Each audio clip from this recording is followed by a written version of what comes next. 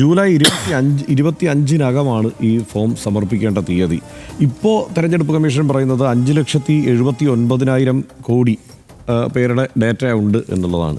7,89,000 വോട്ടർമാരാണ് അവിടെ ഉള്ളത്. ഇനിയുള്ള 7 ലക്ഷം അല്ല 7 കോടി കേട്ടോ, 5,79,00,000, 7,89,00,000. അതായത് ഈ 9 ദിവസം കൊണ്ട് വേണം ബാക്കി മുഴുവൻ സമർപ്പിച്ച് തീരാൻ. ഈ സമർപ്പിക്കാൻ കിടക്കുന്നത് ആരാണ്? അതിദരിദ്രരും പാവപ്പെട്ടവരും ദളിതരും മുസ്ലിങ്ങളും എല്ലാം അടങ്ങുന്ന വലിയൊരു ജനസമൂഹമാണ്. അതായത് ഇവിടെ പൗരത്വ രജിസ്റ്റർ നടപ്പാക്കുന്നു, അല്ലെങ്കിൽ ഈ NRC നടപ്പാക്കുന്നു, അതിൻ്റെ ഭാഗം തന്നെയാണ് ഇത് ഇപ്പോഴത്തെ ഈ സംഗതി എന്ന് പ്രതിപക്ഷം ആരോപിക്കുന്നതിലേക്ക് തന്നെ ആണ്. ആ ആരോപണത്തിന് കൂടുതൽ ഊർജം പകരുന്ന സംഗതികൾ തന്നെയാണ് സംഭവിച്ചുകൊണ്ടിരിക്കുന്നത്.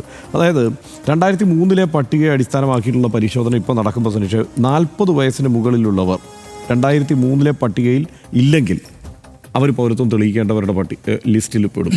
2003 പട്ടികയിൽ ഇല്ലാത്ത 40 വയസ്സിന് മുകളിലുള്ള എല്ലാവരും, മുകളിലുള്ളവർ. ഇനി അടുത്തത് 21 മുതൽ 40 വയസ്സ് വരെയുള്ളവർ മാതാപിതാക്കളുടെ 2003 വോട്ടർ രജിസ്ട്രേഷൻ, അല്ലെങ്കിൽ അങ്ങനെയുള്ളവർക്ക് വോട്ട് മാതാപിതാക്കളുടെ വോട്ടർ രജിസ്ട്രേഷൻ 2003 അത് ആവശ്യമാണ്.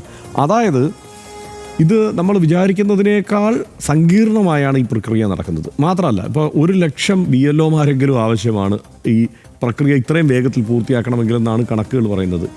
20,000 പേരെങ്കിലും ഇപ്പോഴും ഇതിനു വേണ്ട ഉദ്യോഗസ്ഥരുടെ കുറവുണ്ട് എന്നുള്ളതാണ് കണക്കുകൾ പുറത്തു വരുന്നത്.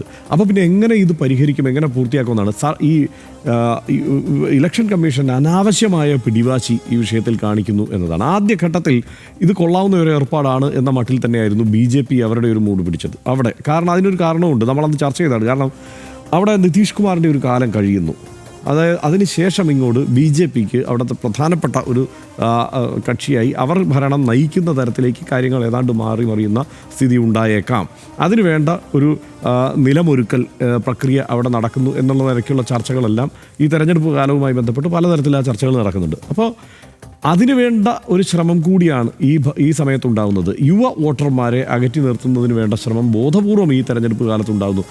അതായത് മുസ്ലിം വോട്ടർമാരെ, പിന്നോക്കക്കാരായ വോട്ടർമാരെ, ദളിത് വോട്ടർമാരെയൊക്കെ അകറ്റി നിർത്തുന്നതിന് വേണ്ട ബോധപൂർവമുള്ള ഒരു ശ്രമം ഉണ്ടാകുന്നു എന്ന നിലയ്ക്കുള്ള ചർച്ചയുണ്ടായിട്ടുണ്ട്. ആ ചർച്ചകളെ തെറ്റാണ് എന്ന് സ്ഥാപിക്കാൻ തക്കവണ്ണം ഉള്ള ഒരു സാഹചര്യം ഇപ്പോൾ ഉണ്ടായിട്ടില്ല. അന്ന് പറഞ്ഞതെല്ലാം വസ്തുതയാണ്, ആ ആരോപണങ്ങളെല്ലാം നിലനിൽക്കുന്നതാണ് എന്ന് തന്നെ ഇപ്പോഴും നമുക്ക് പറയാൻ കഴിയും.